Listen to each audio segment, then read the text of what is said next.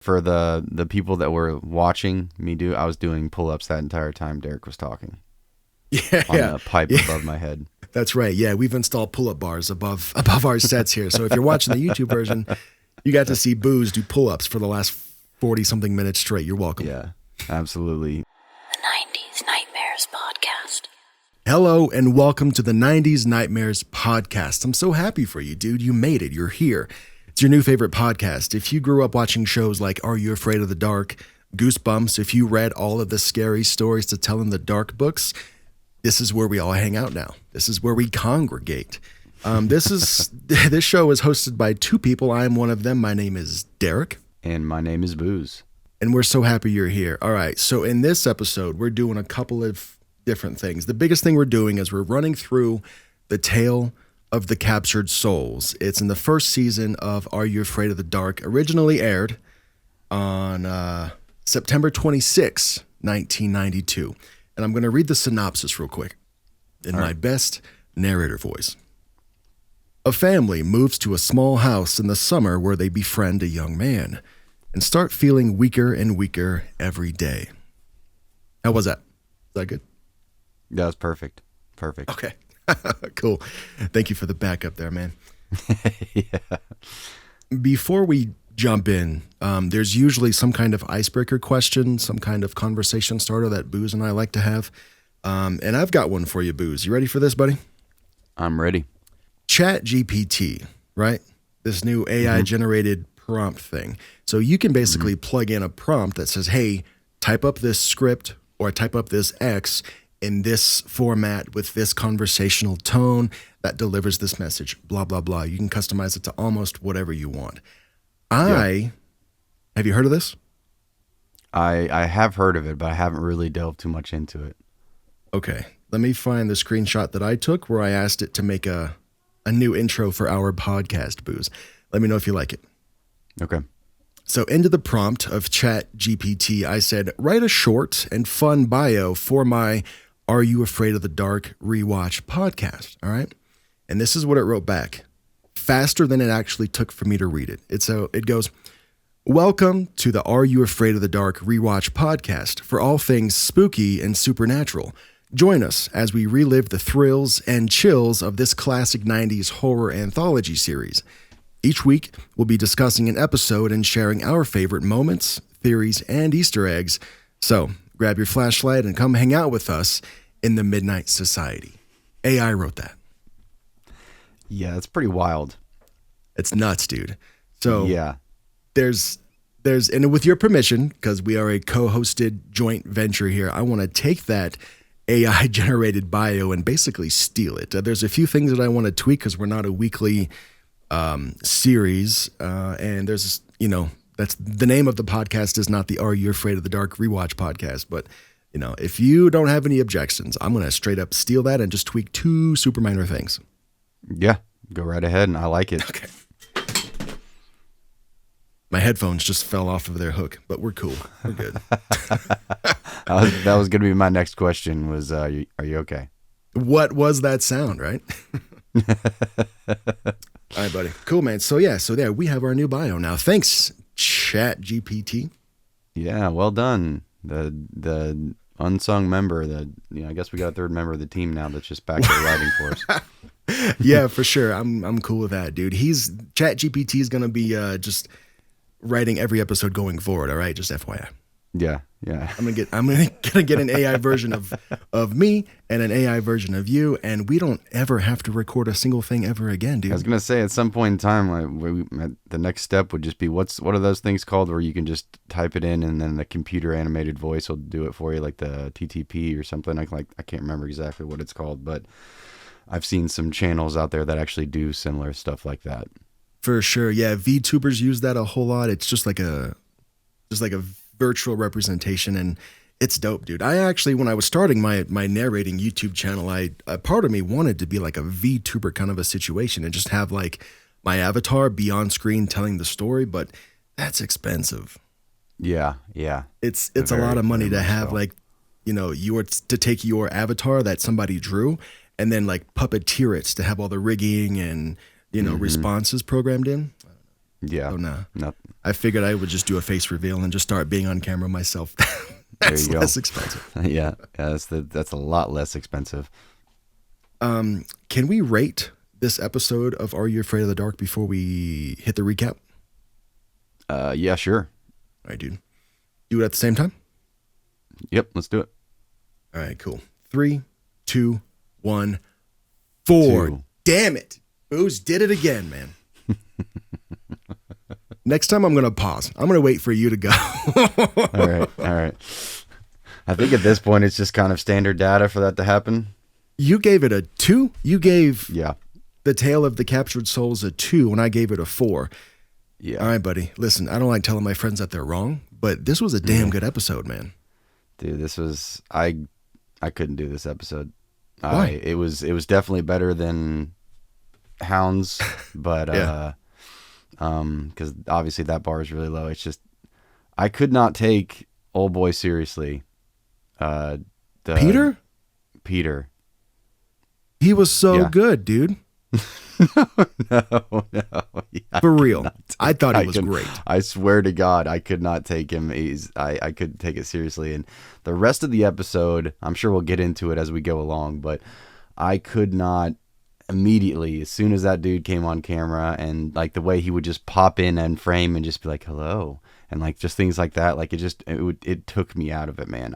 I'm not sure exactly how else to describe it, but like I said, as we get along, I'm sure there'll be moments and scenes I can go into a little bit more detail, but Did we watch the same episode? I don't know. All right. don't know. I thought he did great, man. So whoever played Peter, I should have got his name, but I didn't.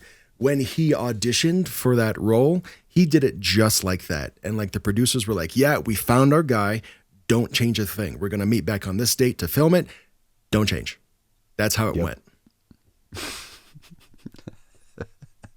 All right, man. Well, hopefully as we get on here, you will either point out some flaws that I didn't see, or maybe I will be able to point out some positive that maybe you didn't see. So we'll see. Yeah, if we you can meet might. in the middle Maybe a you little might bit. be able to boost that thing up for me, or my rating up as the episode goes on. But as of right now, the 2 is still standing. All right, I might change your mind. So here's the first fun fact about this episode of Are You Afraid of the Dark? It's called The Tale of the Captured Souls. Peter's invention, right, that's up in the attic space that's hidden away, relies on home video cameras, right, that are placed inside the mirrors. However, since like the 1920s or something, right? Like that's how long he's been doing this, I think. Yeah, that's what I got. Okay, cool. I think we're on the same page on that. However, the first home use video camera wasn't invented until Sony did it in 1983. Almost, quick math says 60 years later than what this dude was doing it. So, first fun fact, I guess Peter had access to a Sony Handycam 60 years before the rest of the world did. Yeah. I mean, like you do. Like you do. All right. So one of my favorite things about this episode was that we get the musical score is done by Ray Fabi and Judy Henderson, right? This is the same 2 people that did the music for, looking at my notes, The Tale of the Lonely Ghost, which the music was phenomenal on. Remember that episode? Yeah. I think that was one of the things boosting my score up. Was the music for coming on this one? episode. Yeah. Yep. Definitely because Ray Fabi and Judy, I keep forgetting her name, Henderson, did the music together on this one. They're a great team. Most episodes we get Jeff Fisher. No disrespect, but very forgettable, very underwhelming. But whenever I see Ray Fabi and or Judy Henderson listed in the credits for an episode that we're watching, yes, dude, I do a little fist bump. They in always the air. kill it every single time. They really do. Yep. Well, let's get in here. So this one that's telling this story, the member of the Midnight Society that's in charge of this one, her name is Kiki. And she explains that some Indian tribes hated having their pictures taken because they thought it captured their soul, right? Take your photo. Now I own your soul. I guess that's how they thought it worked. Yep. And then she says, and maybe they were right. Ooh. I turned my narrator voice on for that one too. Yeah. I heard you turn it up a little bit there. That sounded good. Yeah. Oh, I can ham it up, dude. I was one of our narrator buddies. He reached out and he's like, "Hey man, I need somebody just to play a voice on a radio for this story." And you were the first person I thought of, so I said yes, of course. So I recorded the radio lines and sent them back to him in like 30 minutes, and it's cool that other people that we hang around and hang out with in like in our online circles are like, "Oh, radio voice, Darek." Yeah, I know a guy. I know a guy. That's cool. Yeah, it's Derek Weber coming to you live at 5. Yeah, you got that radio, that nice smooth jazz going for you. Live at 5. You know what's funny though? When one of our most viewed TikToks, and if you didn't already know, I post shorts to TikToks and to the TikToks, and to the YouTube shorts. And I think one of our most viewed ones is you with your narrative voice on reading that line from the Zebo episode, choose the right door, that one. Oh yeah. Okay. Yeah. And I don't know if that was just an algorithm thing or if people just like your voice that much, but you need to do more narrating on this show too. Yeah, I definitely, I mean, well, you already know my situation now, but I definitely want to keep progressing. And I actually got I worked with Darkness not that long ago and got featured on one of his on his podcast, The Redwood Bureau, which was pretty like pivotal moment for me, being able to work with that dude and then being featured in like a podcast form. So yeah, I definitely, long story short, or short story long, I guess you should probably say. I definitely want to keep doing more opportunities like that. I'd love to do that. So that I was so stoked when I saw you were a part of that, dude. I was like, legit. I just love seeing my friends level up. Same. I love seeing like all you guys, and there's a lot of really great narrators out there, man. Like, especially within this community, like it's kind of crazy how many there is. All in this cluster. Like, there's a lot of talent out there for sure. There's a lot. I remember a day when I thought, dude, yeah. This YouTube narrating horror community was just Corpse Husband and Let's Read and Your Maker. I thought there was only 3 of them, and then I started like deep diving in. Dude, there's hundreds, dude. And I remember I was doing a live stream once, and we will talk about Are You Afraid of the Dark in a second, but we're just going off right now. Yeah. I was in a live stream once, and somebody asked the question. They said, "Isn't it?" They noticed that we feature a lot of other narrators, so you'll see like X featuring X, or like there'll be like a giant mega collaboration. And the question was, "Isn't that your competition? Aren't you having the opposing team play for you by being in one of your videos? Isn't that taking views away from you?" That was like the sentiment of the question, I think. But my answer was, no, dude, heck no. Like, there is, if you're in any, like, if you're a creator on YouTube in any category, any niche, and you see it as a competition, I think you're already losing, dude. Yeah, I think so too. I mean, it is. It's like a team type of thing. I love watching people, win and get like, seeing like, because we're still really small channels and creators and stuff like that. And then when you see your friends within this community get featured in like a bigger channel, like those are always like big moments for me where I get really stoked for that person. Like, hell yeah, like they're finally getting like some recognition. Like, I think we've discussed it before, but I genuinely I think Amanda Jane from The Darkest Hour is one of the greatest narrators that you can hear right now on YouTube, like hands down. Like, there's some top tier out there, but what she does and the content that she puts out, man, is genuinely some of the greatest horror narration that you're going to hear. Like, sound effects, quality, everything all together. Like, I genuinely mean that. Like, that girl is insanely talented. Why she doesn't have 10 million followers right now is beyond my mind, but I really hope at some point she gets to that point. I really genuinely believe that she will. I could not agree more, dude. Her voice is, like I said in the comments in one of your recent videos, it's just pure comfort. No matter what she's reading, it just feels good to listen to. It's just so relaxing. Now, you mentioned seeing our friends be featured in other videos. Now, the sentiment is never, why not me? How come they didn't reach out to me? How come I didn't have the guts to reach out to that bigger narrator first? How come How come this? How come that? It's never that. It's always, hell yes, good for them. Get those views, get those new subs, whatever, if that's your goal. It's because a rising tide carries all ships. Is that the saying? I think so. Can we talk about this 90s horror anthology series made for children now? Yes, let's do it. I'm All right. glad you did it because I probably wouldn't have stopped myself either. I know, dude. It's just so fun to talk about all the things that we're into. Right. All right. Well, check this out. So we see the family pull up in their drop top convertible, right, to the summer house. Mm-hmm. It's a VRBO in the 90s, right? Or an Airbnb, I guess. I don't know. Yeah. And they get to meet Peter. He's the innkeeper. He ignores the question about his parents being the owners of the inn because mom and dad are like, hey, they see Peter, this young dude, he's probably in his mid-teens, late teens. And they're like, do your parents own this house? And he just like, over his head, ignores them. Right. I thought that was interesting.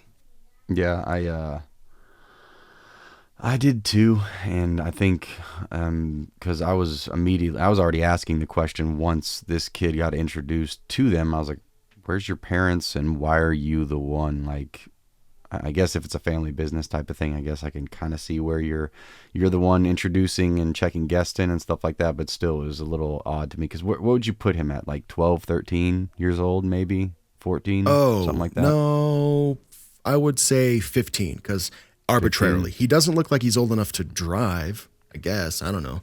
So I would put him at 15. Yeah, okay. But that's just me. But I have no idea how old kids are at all. Just from looking, I cannot tell, dude. I have a 5-year-old, and I only know that because I've known him for 5 years. If I see any other 5-year-old on planet Earth, I don't know how old they are. Yeah, it's hard to judge, especially at that age. Yeah, I can't tell. But I would put him at 15. Now, right away, he's weird. The way he's dressed, his hair, it's all very unkempt, and it's just a little bit unsettling. Plus the music that we get from Ray Fabi and Judy Henderson, I'm going to say their names a lot in this episode, just add to, his on-screen uneasiness. Right. Do you agree? Yeah, I agree. Within the first 4 minutes of this episode, we see approximately 110 mirrors, dude. Yeah, they are everywhere. All over the place. Everywhere. Now, Danny, which is the name of the main girl in this episode, she touches one of the mirrors and she shocks herself. Very weird, right? I think she just writes it off. Yeah. She's like, oh, that's what weird. Didn't he say like at some point in time too, like the wiring? Oh yeah, the wiring is really bad in the house or something like that. Yeah, that's right. Yeah, sorry, faulty wiring or something. The house is a couple 100 years old, or he just comes up with some throwaway excuse. When they first come to the house too, this was the beginning, I guess, of the end for me with this character, because he does play it well, and I get what he's doing, and I get where like the delivery needs to be flat and because he's just an odd, weird ball kid. But the first scene where you're meeting Peter, she Danielle, I believe is her name, walks up and she touches that. Okay, Danny. Oh, yeah, that's call right. Me she Danny. gets mad. You get mad. She gets mad when you call her Danielle. When she first touches that first mirror on the porch, we get the camera pans in and it looks just at her, and then she's like, "Ow!" She gets zapped, and then immediately, you have to find the clip because immediately, half a second later, he just rips open the door and he's like, "Well, hello." Well, hello. And it just immediately, I just started laughing, and I think that was the beginning of the end for me in that character, just because of small scenes like that. It's probably just me and my childish, immature humor that might be ruining it for me. But I couldn't take him seriously after that, especially when he would just pop in out of nowhere and drop lines like, "Well, hello." I was definitely looking for waiting for a yowza to get in there too. Yeah. Yowza. Touch the mirror. Zzz. Oh, yowza. Yeah, man. All right, so let's move on a little bit. I think the family and Peter are finally in the house now, and Peter finally acknowledges his parents. He says, "Oh, they're off on a cruise." It took Mom multiple attempts at questioning Peter where his parents were before he was like, right. oh, they're on a cruise, just to kind of throw her off the scent or come up with something, right? Because it's summertime. Yeah. Parents go on cruises, I guess. I guess so. I guess so. Cruising on, I get one of my favorite lines in this episode. After the family and Peter meet for the first time and they have that interaction, and then Peter goes off to his quarters or whatever, Dad says the words, "Strange little guy." And I thought that was so funny, and that was so dad-like. Yeah, he's like trying to be nice about it and not be too rude, but at the same time, let's make it apparent. I'm going to go ahead and get this out there that this dude is, he's kind of off a little bit. Yeah, very off, very off. Now, some individuals would be like, what is wrong with that kid? What is he on? Yeah. What is he hiding? But no, this dad was like, oh, strange little guy, and just went on with his unpacking, right? Yeah. So I like that. Now, a little bit later in the episode, and I think right after this part, Dad and Danny are outside playing. They're playing baseball, I'm pretty sure. Let me double check my notes. Yeah, I'm pretty sure they were playing catch. They're playing catch. Peter comes out. I think Dad asks Peter to join. Peter says, no, I'm not very good. Dad says, get your butt out here anyway. We're doing this. And then we find out Peter's incredibly unathletic. Inathletic. Yeah. Oh, yeah. Very, very quickly. What's the word? He's not good at sports. Yep. So much so that when Dad throws the ball to Peter, ball shoots past him. Peter says, I'll go get it. The ball goes behind in this hidden away brushy area where he's quick to go get it, right? Right. We'll come back to that later. Right after that, Peter comes back out of the shrubbery. Mom's got a camera. She says, everybody smile, and Peter freaks out, right? Yep. He screams. He says, no, don't take my photo. He hides. He's like covers up his face. And then he insists that instead he take the photo, right? So this is, now we're kind of reminded earlier in the story when Kiki said, it was Native American tribes feared getting their photo taken because they thought that it would capture their souls. So this is where that's kind of rearing his head again.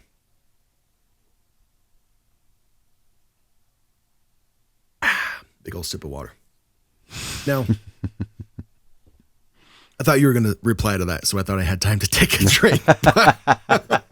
I thought you were going to keep going, so I was trying to give you like that time, but apparently not. Well, thank you. Yeah. Thanks for being so courteous. Now I look like an idiot. Absolutely. Like a thirsty idiot. Yeah. Ooh, yeah. All right. I think I'm on page 2 of my notes. Oh, and then one more quick thing about Kiki the storyteller.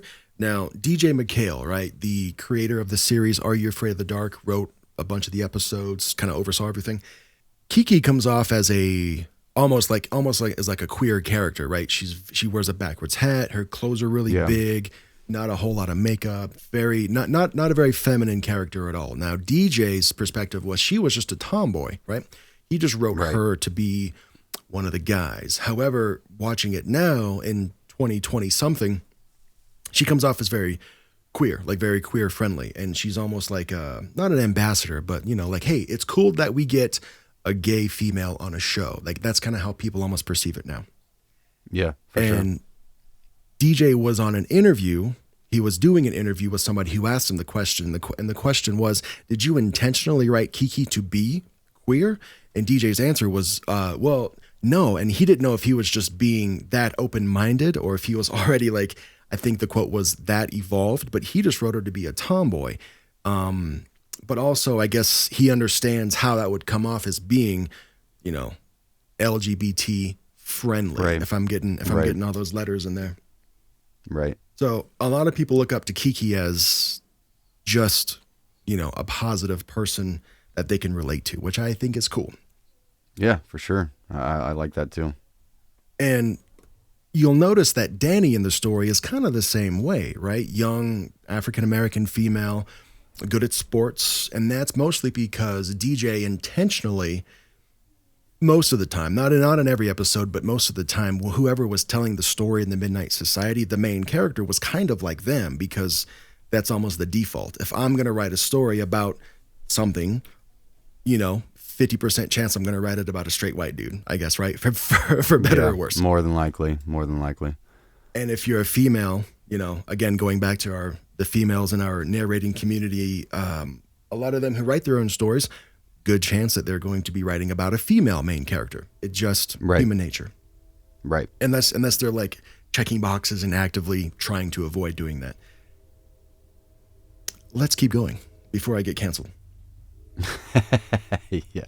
I think, okay, correct me if I'm wrong too about this, because I think this is the scene that we're on, is where she comes up to the attic and I believe Peter is already up there and they're just kind of talking back and forth. And yes, he asks her what she wants to do. He's like, what do you want to do? And then she just doesn't say anything and just jumps up and grabs a pipe on the ceiling and just starts doing pull-ups. Oh, yeah. What an answer, dude. That's going to be my go-to now. Yeah.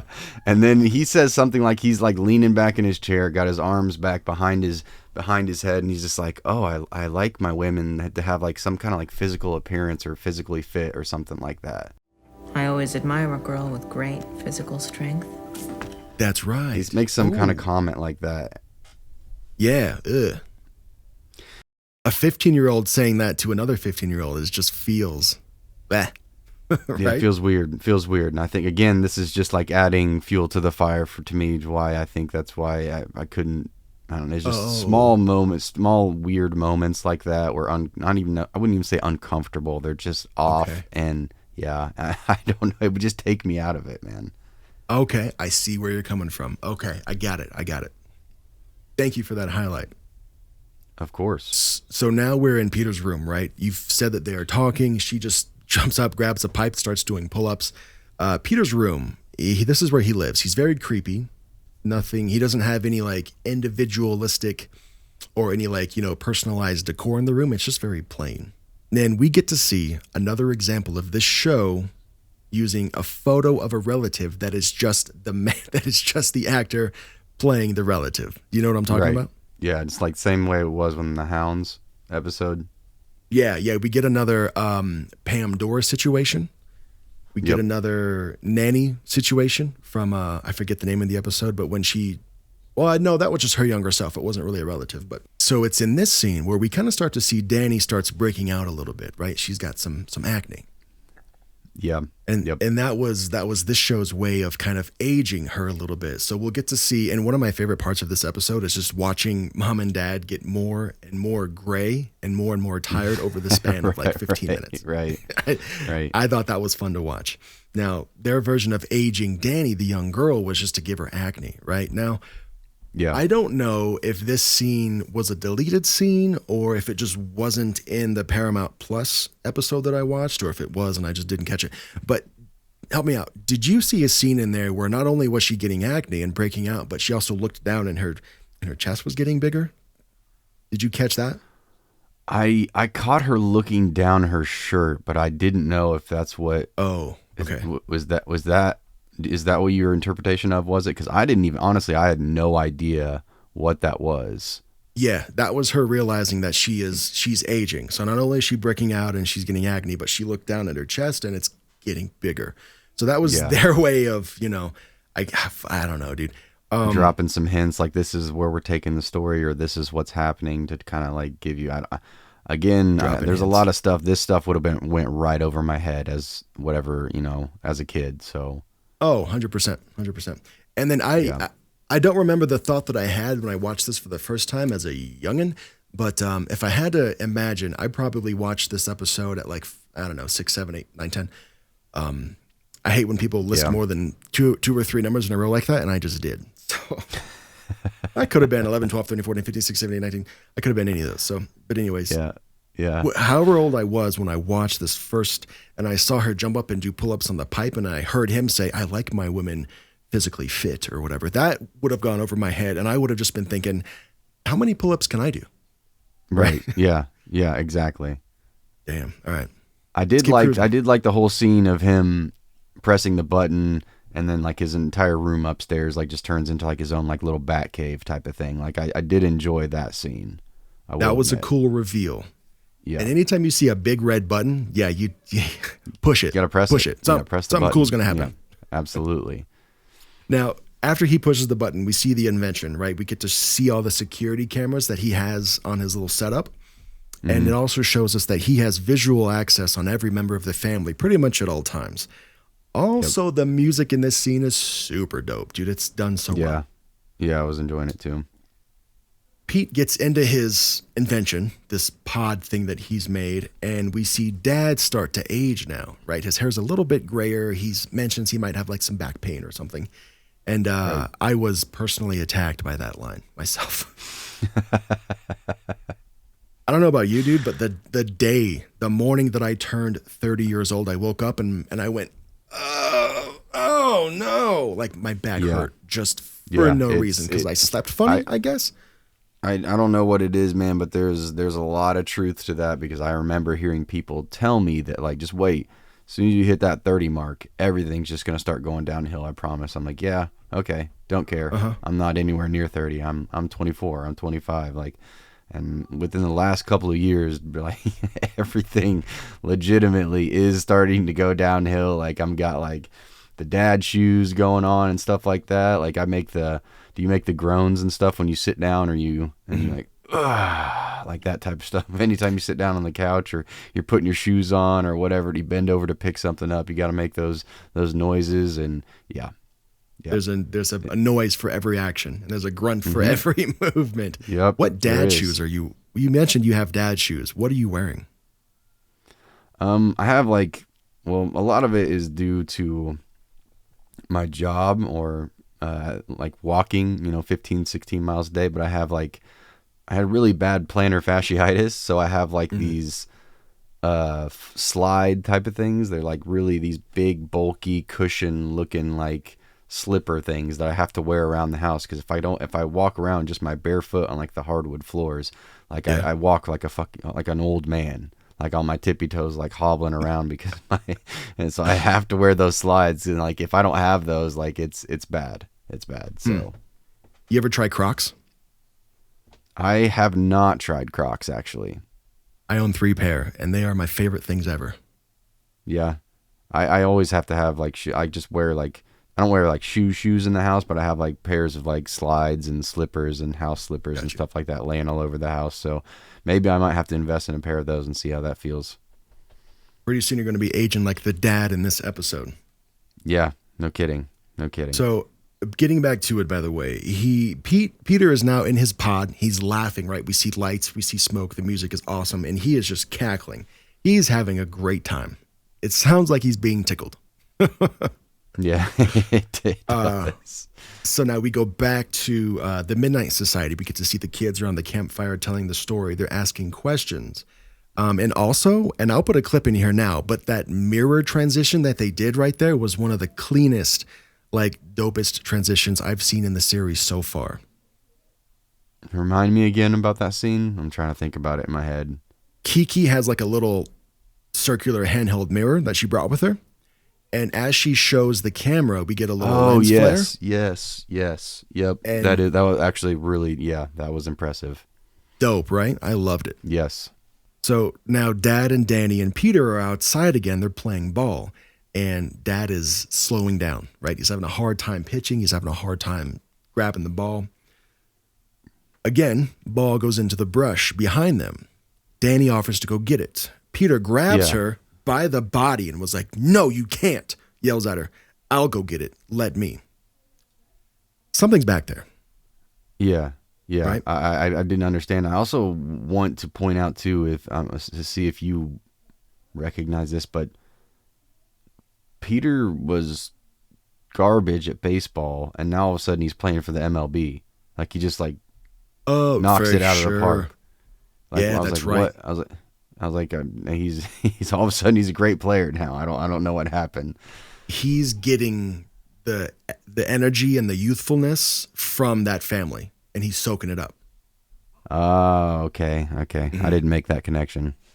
Okay. That's my interpretation. So every time Dad gets a little bit older, Peter gets a little bit better at baseball. We see Mom. She's weak. Her hair is also graying. She's napping. Mom points out Danny's skin. She says, Danny, you're breaking out really bad. Danny doesn't like this. So she goes to check herself out in the mirror, doesn't like what she sees. So she breaks the mirror.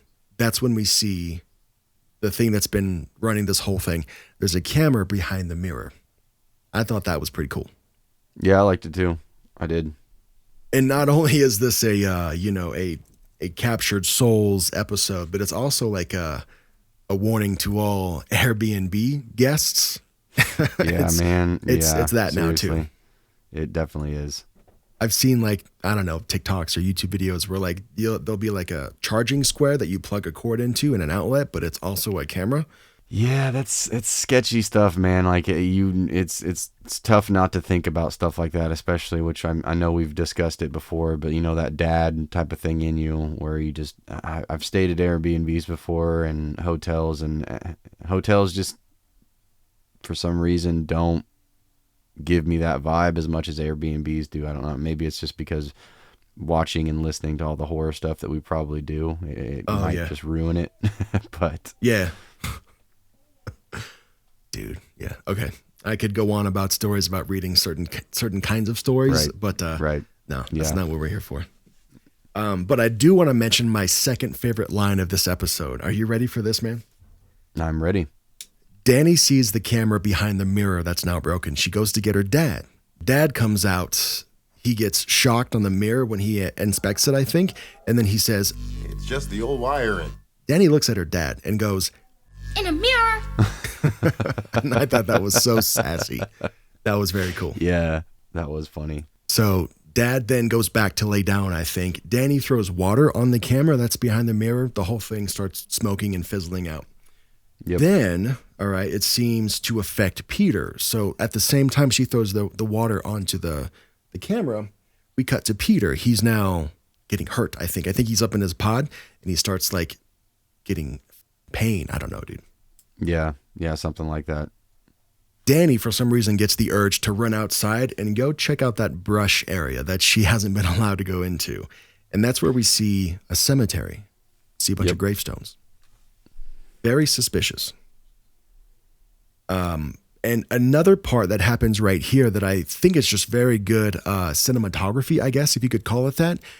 We cut back to mom and dad laying down in their bed at the same time, hands over their chest, like they're laying down in a cemetery. Did you catch that? Yep. Yeah, I did. I noticed that. I thought that was very cool storytelling, very good visual storytelling, because you Yeah, see for Danny in sure. the backyard finding these gravestones in this plot, cut right to mom and dad laying down. Oh, it's very good. Yep. Little foreshadowing. So then Danny runs back inside. She's looking for Peter, and she eventually finds him inside his pod that he's invented. There's something about Are You Afraid of the Dark that I want to point out that we haven't said yet. A lot of the episodes are simply just borrowed stories from classic literature, right? So we had The Tale of the Twisted Claw. That was the monkey's paw. It was just a new version of that, right? Right. This story, The Tale of the Captured Souls, is just it's a retelling of the Dorian Gray, the photograph of Dorian Gray. Are you familiar with that? I am not.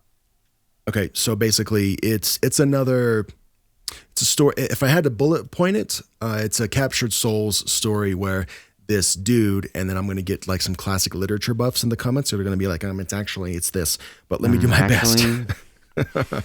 Let me do my best. So dude finds a camera that allows him to either de-age or live eternally, while at the same time taking other people's energy. I think that's the vibe. That's not one that I read in school. But like the point of that, in a separate interview, DJ McHale, the creator of the show, he said kind of the point of that was if they ever got any like upset letters from parents that said, hey, this show is too scary, it needs to be canceled and blah, blah, blah. The comeback was it's simply classic literature that already exists. These stories already exist. This. Yeah. Yeah. It's an makes out. sense. They never got any letters that said that, and so he never had to use that as an excuse. But that was kind of the thought. Good on him for thinking ahead like that, I guess. So Danny's now checking out the security system inside Peter's quarters, right? And she sees someone on the feed that we haven't seen yet. He's an old, very gray, very frail man, right? Yep. So she hits the button, puts the invention back away, sends the bat cave back in on itself. Danny goes to that room where she saw the stranger that we haven't seen yet, and it's Peter. Yep. What did you think of that reveal? I actually did like that one because initially I don't know why I didn't, connect for me. I thought maybe like his dad was back or something like that, or I didn't make the full connection until I saw that scene. I'm like, oh, well, duh. I don't know why I didn't make that. But yeah, I did like that. It wasn't super obvious, right? It wasn't, I don't know if he was wearing different clothes or if it wasn't simply an old dude that looked like Peter, Right. It was just an old man that we didn't recognize. And I thought that was very smart of them and very cool to do, because if you saw the old dude on the camera system and you were like, oh, that's Peter, it would kind of take away from the impact. Right. So the question becomes, who's that old man? And thankfully, Danny runs to that room to go find out. And that's when we find out, oh, it's Peter. He's 1,000 years old. Yep. He's a pretty old dude. And the next line that Peter says is something along the lines of, so you found our little plot. Yeah. Which has a double meaning, right? Because literally the plot is, I'm 100 years old. I steal other people's energy when I take their photos. And also literally the plot of land that was used as a cemetery in the backyard. I loved it. Yeah.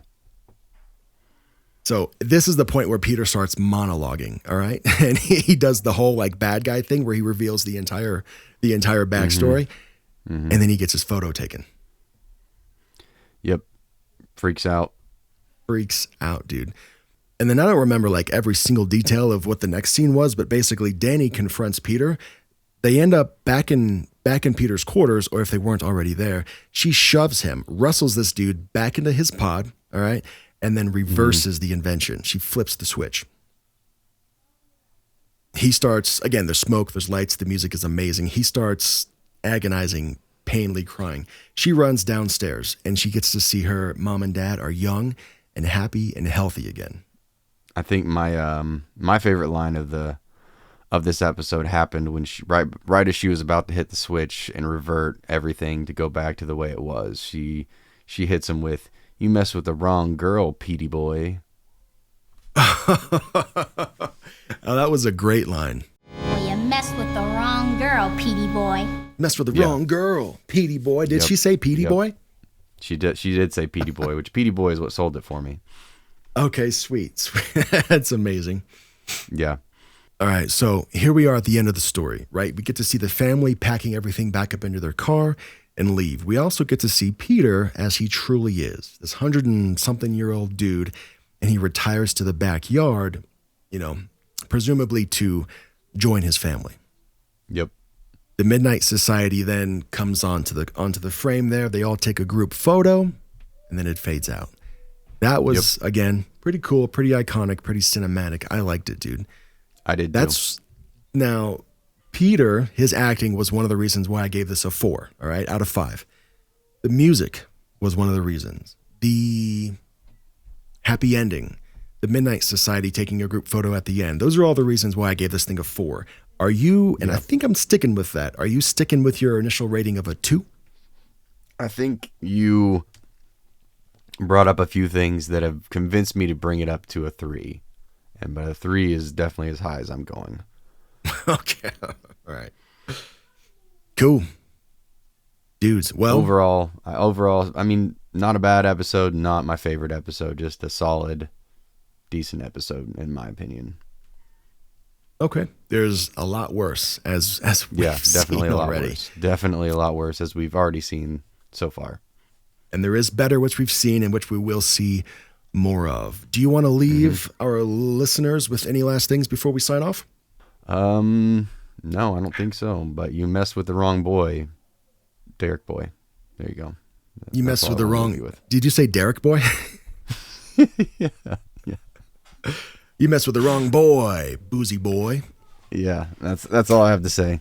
That's all I have to leave you with.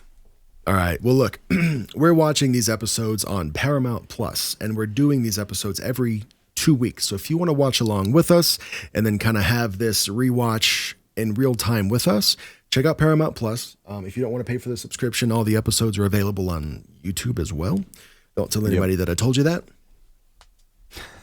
The next one we're doing is we're still in season 1. We're getting on the second half now. It's the tale of the nightly neighbors, which for one big reason is one of my favorite episodes so far, right? And we're going to talk about that in 2 weeks. Yes, we will. And just for the people that were watching me I was doing pull-ups that entire time Derek was talking. Yeah. On the pipe above my head. That's right. Yeah, we've installed pull-up bars above our sets here. So if you're watching the YouTube version, you got to see Booze do pull-ups for the last 40-something minutes straight. You're welcome. Yeah, absolutely. But yeah, on a serious note, the next episode is going to be really good. So I'm excited for that. And I will be ready to talk to you then and see you all then too. All right, everybody. Till then, love you. Thank you for checking out the 90s Nightmares podcast. We'll see you in 2 weeks. See you then.